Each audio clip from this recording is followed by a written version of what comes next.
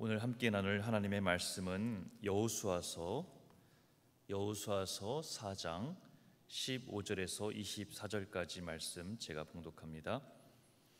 여호와께서 여호수아에게 말씀하여 이르시되 증거궤를 맨 제사장들에게 명령하여 요단에서 올라오게 하라 하신지라. 여호수아가 제사장들에게 명령하여 이르기를 요단에서 올라오라 하매 여호와의 언약궤를 맨 제사장들이 요단 가운데에서 나오며 그 발바닥으로 육지를 밟는 동시에 요단물이 본 곳으로 도로 흘러서 전과 같이 언덕에 넘쳤더라. 첫째 달 10일에 백성이 요단에서 올라와 여리고 동쪽 경계 길갈에 진침해 여호수아가 요단에서 가져온 그 12돌을 길갈에 세우고 이스라엘 자손들에게 말하여 이르되 후일에 너희의 자손들이 그들의 아버지에게 묻기를 이 돌들은 무슨 뜻이니까 하거든 너희는 너희의 자손들에게 알게 하여 이르기를 이스라엘의 마른 땅을 밟고 이 요단을 건넜음이라. 너희 하나님 여호와께서 요단물을 너희 앞에서 마르게 하사 너희를 건너게 하신 것이 너희 하나님 여호와께서 우리 앞에 홍해를 말리시고 우리를 건너게 하심과 같았나니 이는 땅의 모든 백성에게 여호와의 손이 강하신 것을 알게 하며 너희가 너희 하나님 여호와를 항상 경외하게 하려 하심이라 하라. 아멘. 연세가 좀 드신 분들이 종종 하시는 말씀 가운데 하나가 자꾸 잊어버린다 그런 말을 해요. 아까 했던 일도 생각나지 않는다고 그런 말씀을 가끔 하시는데, 며칠 전에도 어떤 권사님이 자꾸 잊어먹는다면서 어디 적어놓은 메모를 셀폰으로 사진을 찍어서 저장해 두더라고요. 보면서 참 지혜로운 방법이다 그런 생각을 해봤습니다. 근데 여러분, 연세가 있어서 그런 현상이 벌어지기도 하지만 젊은 사람들도 똑같아요. 종종 잊어버리기도 하고 또 눈에 보이지 않으면 금방 어디다 뒀나 찾곤 하죠. 그래서 메모를 하는 것이고 눈에 잘 보이는 곳에 중요한 것을 이렇게 놓기도 합니다.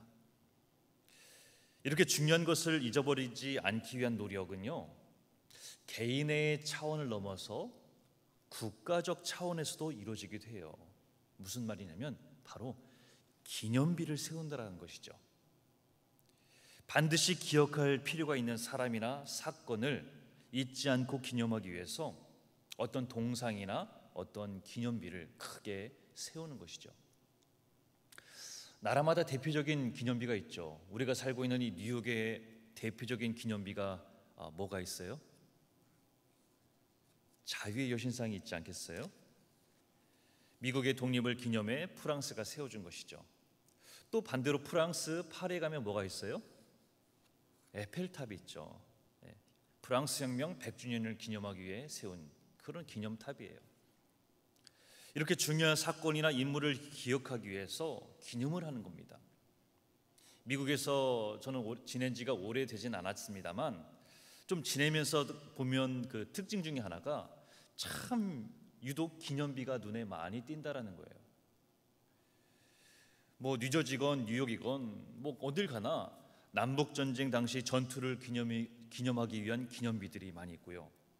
또 다른 나라 전쟁에 참전한 것을 기념하기 위한 그런 기념비들, 조금만 여러분들이 의식하고 주변을 돌아보면 참 의외로 많다는 것을 보게 돼요. 공원의 이름도 그렇고 스트릿 이름도 그렇고 또 브릿지 이름도 그렇고요. 다 이름들이 누굴 기념하기 위해서, 심지어는 공항 이름도 그래요. 라과디아라든지 JFK라든지 참 기념하는 것이 많아요. 하물며 오늘 성경에서 하나님의 역사는 어떠하냐라는 것이죠. 여호수아서에서도 이스라엘 백성들이 결코 잊어서는 안 될 만한 그런 기념비를 소개를 합니다. 오늘 같은 읽은 본문의 내용이죠. 바로 길갈에 세운 기념비예요. 어제 새벽 때 요단강을 건넌 이야기를 나눴는데요, 오늘은 그 다음의 이야기입니다. 이스라엘 백성들이 언약궤를 앞세워서 요단강을 건넌 그 다음의 이야기. 여러분, 작은 냇물을 건너는 것도 가벼운 사건이 아닌데 어제 보았던 3장 15절 말씀처럼 강물이 범람하는 시기였어요. 계곡물이 범람하는 걸 본 적 있으세요? 엄청 무섭잖아요. 그곳에 휩쓸려 들어가면 얼마나 위험하겠습니까? 그런데 그렇게 강물이 범람하고 있는 그 상황 속에서 하나님은요, 물속으로 그 언약궤를 메고 들어가라고 그래요. 광야에서 40년쯤 연단 받았으면 그런 물쯤은 무서워하지 않고 들어가는 것일까? 이 제사장들이 언약궤를 메고 말씀대로 순종하며 발을 내딛습니다. 근데 물에 들어가는 게 아니죠. 물에 발을 내딛는 순간 물이 끊어졌던 거예요. 그렇게 끊어진 강을 백성들이 다 건너니 하나님은 요단강 바닥에서 돌을 가져다가 기념비를 세우라고 하십니다. 그것이 길갈의 기념비다라고 불리는 거예요. 강을 건넌 이스라엘 백성들에게 여호와께서 말씀하십니다. 12지파에서 12명을 택하여 강 가운데에서 12개의 돌을 취하라고 그래요. 앞장인 3장 12절의 말씀을 읽을 때 왜 각 지파에서 한 명씩 12명을 뽑아 놓아라 했을까 이해가 되지 않았는데 다 사전에 계획된 하나님의 말씀이었습니다. 여러분, 왜 이스라엘 자손들의 지파 수대로 돌 한 개씩 12개의 돌을 취해서 기념비를 쌓도록 했을까요? 바로 이스라엘 백성들이 하나의 마음을 갖도록 하는데 그 의미가 있다는 거예요. 하나님을 경외하는데 이스라엘의 온 지파가 한 마음으로 동참하라는 하나님의 그 깊은 뜻이 담겨 있는 거예요. 각 지파의 대표들, 그러니까 이스라엘의 모든 백성들을 대표하는 그들을 불러서 돌을 세워놓고 기념을 삼으라는 거예요. 여호와 하나님께서 하신 일을 기념하라는 것입니다. 사람은 세월이 지나면 과거의 은혜를 잊어버립니다. 정말 기적처럼 구원을 받고 모두 다 안 된다고 했는데 하나님의 은혜로 병고침을 받는다든지 놀라운 일을 행하기도 하고요. 기적처럼 목숨을 건지고 어려운 난관을 헤쳐온 그 수많은 은혜의 순간을 어느 순간 우리는 잊어버리곤 한다는 거예요. 그렇게 하나님은 기념비를 세우라고 말씀하고 있어요. 오늘 본문의 여호수아는 그 기념비 세우는 것을 상당히 서두른 것을 봅니다. 4장 19절에서 20절에 보면 요단강을 건넌 다음 여리고성 동쪽 경계 길갈이라는 곳에 진을 치고 바로 그 길갈에 돌을 세웠다고 그래요.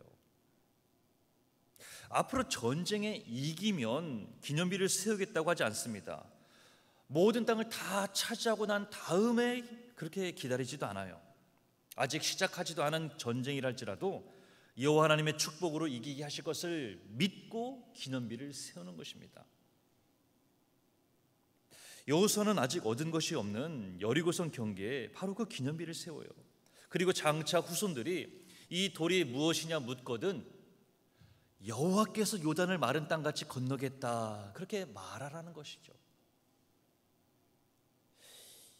이것이 먼저 믿은 신앙의 선배들의 역할과 책임이라는 것입니다. 내가 만난 하나님, 나와 동행해 주시는 하나님을 기억하는 것, 그리고 그 기억을 자녀들에게 간증하는 것, 믿음의 후손들에게 소중한 믿음을 물려주는 것, 그것을 하나님은 지금 우리들에게도 요구하시는 거예요. 또 하나 우리가 살펴보고자 하는 게 있는데요, 사실 길갈에 세운 기념비가 2개였어요. 오늘 본문 앞에 기록되어 있었는데요, 먼저 세웠던 기념비가 9절에 기록을 하고 있어요. 여호수아가 또 요단 가운데 곧 언약궤를 맨 제사장들의 발이 선 곳에 돌 12를 세웠더니 오늘까지 거기에 있더라 그렇게 기록을 하거든요. 그러니까 이 제사장들이 언약궤를 메고 그 넘실거리는 요단 강물에 발을 디디자 물이 마르렀잖아요. 그 마른 그 요단강 한 가운데에서도 12돌을 취해서 기념비를 그 안에 세웠던 것이에요. 여러분, 이게 무슨 말이에요? 아직 이스라엘 백성들이 요단강을 다 건너기 전에 여호수아는요 바짝 마른 그 요단강 한 가운데에 발밑에 12돌을 세워 놓으라고 말씀하고 있습니다. 요단강 한가운데 세우는 거예요. 좀 이해가 되지 않아요. 아니, 지금 길갈에 세운 12돌이라면 이해가 돼요. 두고두고 볼 수 있으니까요. 근데 강 바닥 한가운데 돌을 세우라니. 본문 18절에 보면 오늘 제사장들이 다시 육지를 밟는 동시에 요단물이 도로 흘러와 전과 같이 언덕까지 차올랐다고 그렇게 기록하지 않습니까? 그러니까 강 바닥에 세웠던 돌들은 다시 물이 가득 차니까 이제는 볼 수가 없게 되는 거예요. 그렇잖아요. 강 바닥에 놓여진 기념비는요, 흔적도 없이 물에 잠깁니다. 뻔한 상황일 텐데 왜 여호수아는 강 한가운데 기념비를 세우라고 했을까? 여기에 여호수아의 깊은 마음이 담겨져 있는 거예요. 하나님께서 광야에서 이렇게 이끌어내셨고 요단강을 건너 가나안에 들어가게 하신 그 은혜를 마음속에 새기라는 것입니다. 눈에 보이는 조형물을 새기는 것도 중요하고 필요하겠지만 마음에 새기지 않는 한 아무리 크고 멋지고 웅장한 기념비를 세운다더라도 큰 의미가 없게 되는 것이에요. 우리가 하나님의 어떤 존재들인지, 누구 때문에 이 넘실거리던 요단 강물이 바짝 말라 가나안에 들어가게 되었는지 더 정확하게 마음에 새겨 기억하라는 거예요. 또한 영적으로 생각해 볼 때 물속에 잠긴다는 것은 죽음을 의미하는 것 아니겠습니까? 사실 광야 40년의 생활 온전히 순종하지 못했던 모습도 있었고 여전히 죄의 끈을 놓지 못한 부분도 있었을 거예요. 그러나 이젠 새로운 가나안에서의 생활이 시작됩니다. 인생의 새로운 출발선상에서 하나님의 인도하심으로 가나안, 젖과 꿀이 흐르는 그 새로운 약속의 땅에 들어가는 백성들은 새로운 믿음의 삶을 살아야 되는 거예요. 여전히 하나님 보시기에 부족한 점이 있다면 그 허물을, 그 쓴 뿌리를 요단강 그 물속에 잠겨놓고 담가두고 오라는 그런 의미가 아닐까 생각을 해봐요. 오늘 길거리에서 여호와 하나님의 은혜를 기억하며 마음에 새기는 이스라엘 백성들을 통해 우리들도 다짐하고 결단할 수 있길 바랍니다. 우리 각자의 신앙 위에도 믿음의 고백, 은혜의 체험이 더 많이 세워지길 간절히 소망합니다. 모세의 뒤를 이어 이스라엘 백성들을 인도하기 시작한 여호수아, 그 가나안 땅을 들어가기 위한 첫 번째 미션이 요단강을 건너는 것이었는데 성공합니다. 인간적으로 생각해 보면 자신의 업적으로 삼고 싶었을지도 몰라요. 물이 범하는 그 요단강을 기적같이 건넜고 나도 유능한 지도자라고 그렇게 인정을 받고 싶을지 몰라요. 모세 못지않은 지도력을 갖추었다고 그렇게 인정받고 싶은 게 인간의 마음이 아니었을까? 근데 여호수아는요, 요단 강가에 기념비를 세우면서 요단강 건너 그 요단강을 건넌 것이 자신의 지도력 때문이 아니라고 분명히 밝히고 있어요. 오늘 본문 4장 23절에 너희의 하나님 여호와께서 요단물을 너희 앞에서 마르게 하사 너희를 건너게 하신 것이니 너희의 하나님 여호와께서 우리 앞에 홍해를 말리시고 우리를 건너게 하신 것 같았나니, 그렇게 말씀하잖아요. 여호와 하나님께서 하신 일이라고 거듭거듭 강조하고 있어요. 여호수아 역시 진정한 지도자의 모습을 보여주고 있다는 거예요. 우리가 하나님의 일을 할 때 교회에서건 직장에서건 사회에서건 자신의 수고와 노력을 인정받지 못할 때 얼마나 서운합니까? 내가 이만큼 했는데. 겉으로는 다 주님의 일을 하는 것이죠, 이렇게 말은 하지만 여전히 속으로는 쓰리고 서운할 때가 왜 없겠어요? 인간적으로다가 생각해서 한 번은 깜빡해서 나를 위한 기념비를 세울 수는 있습니다. 시간과 물질을 들여 충성하고 헌신하는 그 내 모습, 하나님뿐만 아니라 다른 사람들도 좀 알아줬으면 좋겠다는 생각도 같습니다. 그런데 사울 왕처럼 영적인 치매에 걸려서 내가 어떻게 구원받았는지, 내가 어떻게 지금 이 자리에 있는지를 잊게 되어 버린다면 아무리 나를 위한 기념일을 세운단들 하나님 그 공로를 가증스레 여긴다라는 거예요. 우리가 절대로 잊지 말아야 될 것 하나는 지금 내가 어떻게 구원받았는지, 내가 오늘 이 자리에 어떻게 서 있는지, 어떻게 하나님의 인도하심으로 내가 오늘 이렇게 주님 앞에 나와 있는지, 그것을 절대로 잊어서는 안 된다는 것이죠. 비록 요단강 한가운데에 세웠던 12개의 돌, 그것은 흘러넘쳐 보이진 않았지만 오늘 그날의 은혜를 계속해서 증거해 주고 있습니다. 이스라엘 민족뿐만 아니라 오늘 우리들의 마음에도 잔잔한 은혜로 다가옵니다. 뿐만 아니라 또 하나 길갈에 세웠던 기념비를 바라보며 그날의 감동, 하나님의 살아계심을 기억하며 후대에 전하게 되는 것이죠. 오늘 우리는 눈에 보이는 물리적 기념비든 마음에 새기는 기념비든 구원해 주신 하나님만을 기억하는 기념비를 세워야 하겠습니다.